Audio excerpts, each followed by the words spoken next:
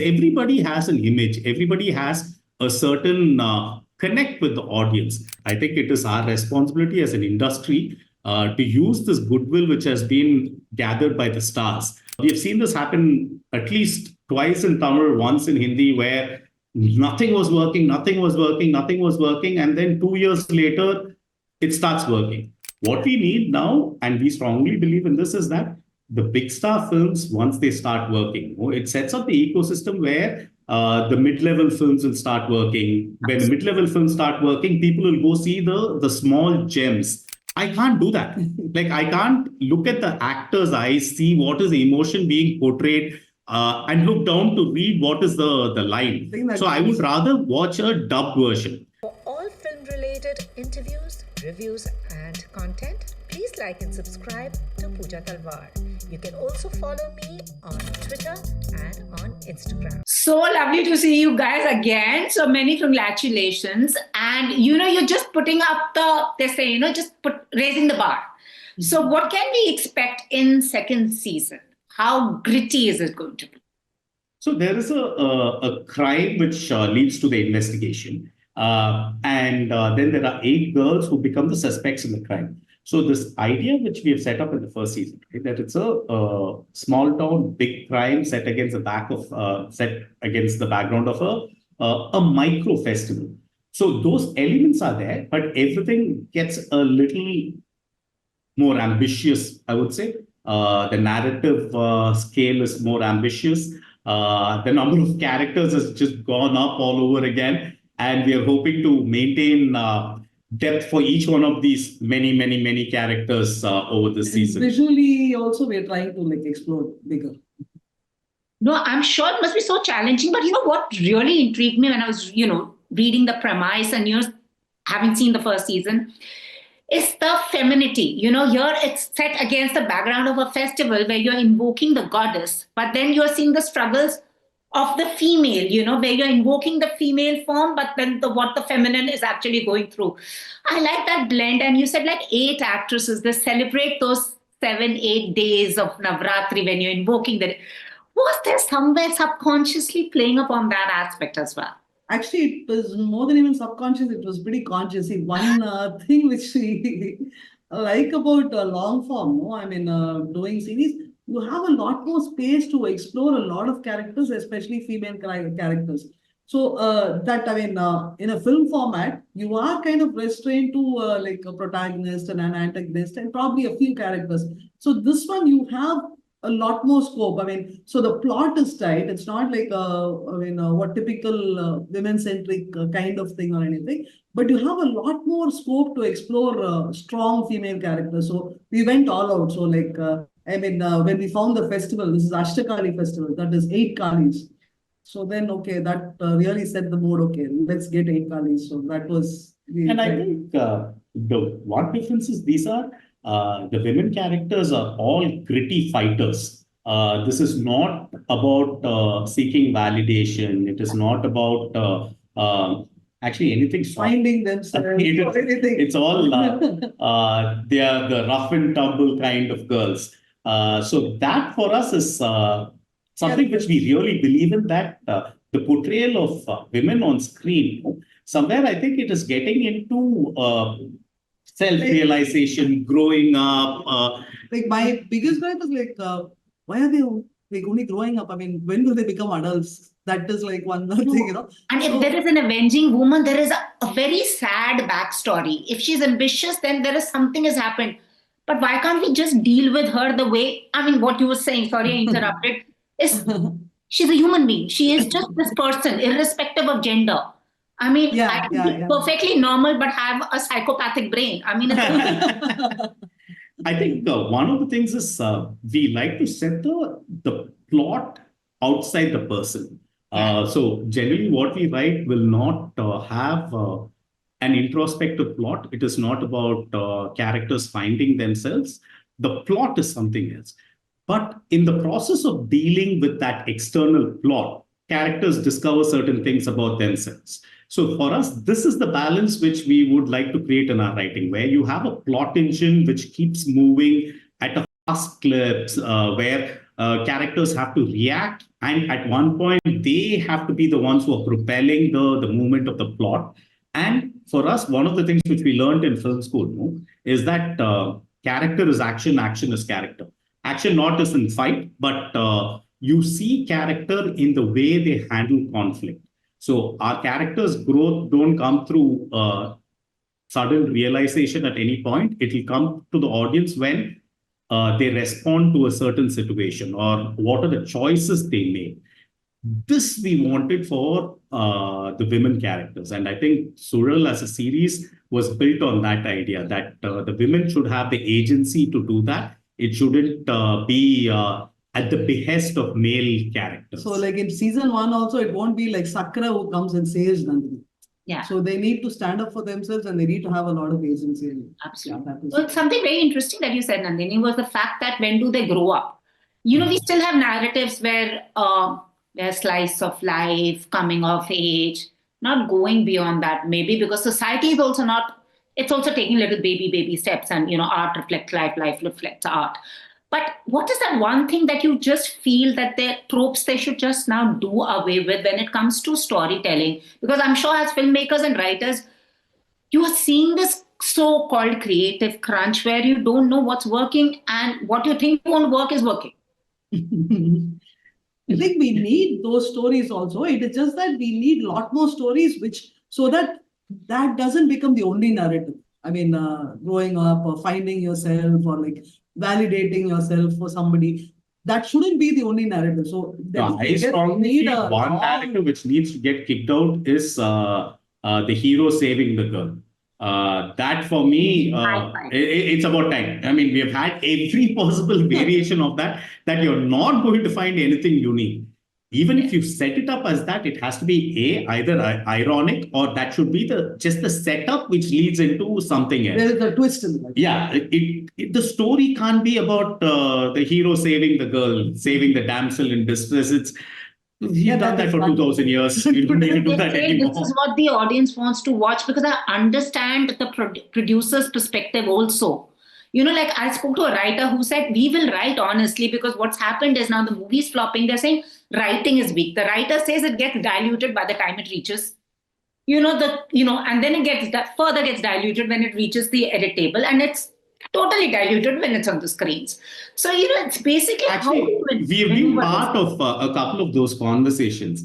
So the thing is, it comes to how do you make the character have an emotional dependency for the plot. So there was something which we were writing recently, and one of the feedbacks we got was there's something which is going to happen, and the protagonist has to save the day. So the feedback which we got was, why don't you put his wife inside that? Like as in the event, I can't reveal what it is. Yeah. What is that event which is going to happen? Make it personal. Make it personal. Make it personal. Make it personal. Put the wife in trouble. So, it put the wife in trouble. So now the hero has an emotional reason for him to save the day. So this is one of the feedbacks which I think every writer would get at some point in time. I think the key is you can always find another way to make it emotionally dependent. It doesn't need to be about saving the wife, the daughter, or the mother. I think that is just easy writing. It's okay, he has to save the day because his wife is caught in it. It's like, okay, if the tsunami is going to hit and somebody has to do something, it doesn't need to be the wife is going to get swept away by the tsunami. Or the child. But that becomes that 101 writing. No, also the fact, because a lot of people just made a statement saying that, a lot of hits these days are illogical, but the filmmaker's intent is strong. That's why it worked. What would you say to that?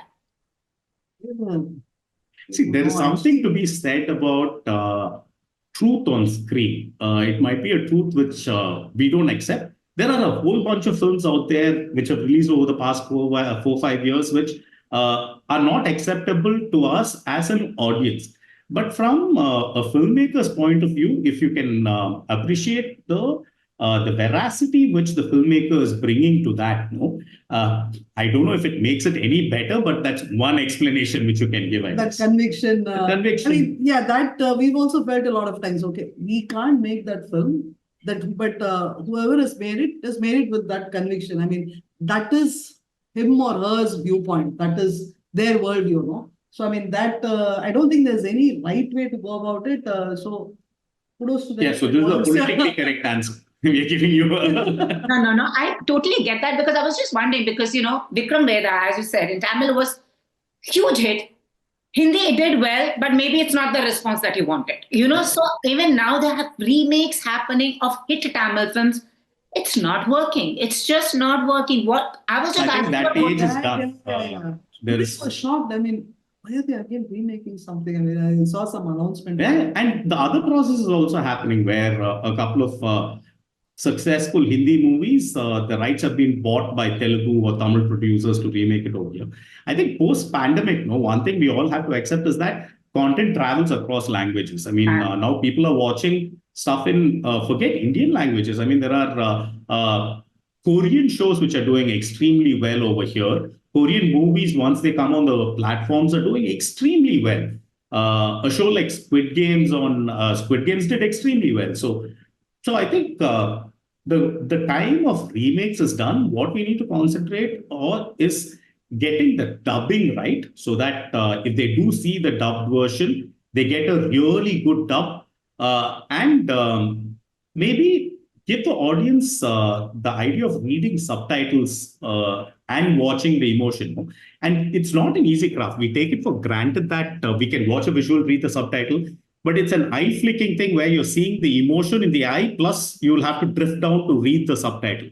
So a big star once told us, I can't do that. Like, I can't look at the actor's eyes, see what is the emotion being portrayed, and look down to read what is the line. So I would rather watch a dubbed version. I think we need to cater to both these audiences. Yeah, like I learned Korean to understand Korean dramas. So yeah. You learned Korean for that? Oh, wow. Okay. Oh, wow. Okay. I'm still learning, but it's fine. But I totally get that. But also, I'm not talking about originals. Tamil originals, now we are finally focusing, because I just feel there's such a rich treasure trove of stories, because we've just been focusing on one area. And sorry to say, at the Northern Belt, every story is now looking the same. It's that small town boy, Avenger, everything. But I just feel, with Suzhal, you have suddenly brought regional. There's nothing regional now, but there's so many stories. How do you think this landscape is going to change further on? Because actually, I think the season 1, that was our biggest, it was a heartwarming thing. No, it's a very rooted, very, very culture specific story. And the reason that it travels, I mean, so if you keep the plot tight, and people are willing to see other cultures, other things. So, complete, there is absolutely no connection with your culture, or no familiarity. So that actually, I think, becomes an advantage. I mean, people are willing to open other cultures into their living room. No? So that, I think, that was very, very heartwarming for us. And this, we definitely need to thank Prime Video for this. So when it started, it was supposed to be their first Tamil original series as such. By the time we finished it, and we had sent the lock cards, and the final bit of the post was happening, we knew that they were going to dub it in a bunch of other languages.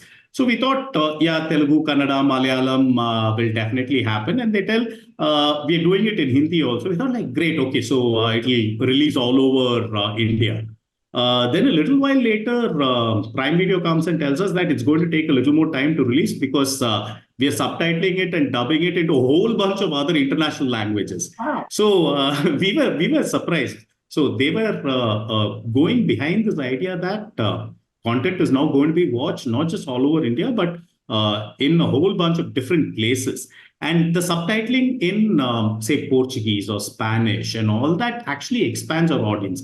Even if we get a few people over there watching it, the news will spread that, hey, there is Indian content which is available in your language, either as subtitles or as a dub. So that vision to take local content, and this is very, very rooted local content, right? And take it to a global audience, that the platforms can do really well. Actually, Cinema the right Koreans now, have managed, so I think next is the Koreans did that really well. I mean, over the past 2 decades, how much Korean culture has steeped into that's every also the facet. Ministry of Culture and Tourism. It's also backed by It's Yeah. It was a full government initiative where they said, like, hey, we are going to take all these different facets of Korean culture and spread it around the world. And it had the support of the government in not only cinema, I mean, like their music, their clothes, their style, food. I mean, now you see a Korean restaurant every 3 kilometers, 4 kilometers, there's now a Korean restaurant, or at least an Asian restaurant which serves Korean food. Absolutely, no, totally. It's That is a soft very power. clever strategy, and we, being the largest film industry, just need to tap on that instead of just like, I mean, stars are important, but what we do is we just keep exporting and importing our stars only, you know. I mean, I and think, that's done. we actually don't have a problem with the star system. I'll tell you why. Because see, the first connect an audience has with a movie, is usually the image of the star. Now, you take away the urban audience or the cinema aware audience from a bunch of other places. The first connect on the poster, on the trailer, is that, hey, if this actor is in it, I can expect a certain kind of quality or story or a kind of something larger than life or maybe realistic.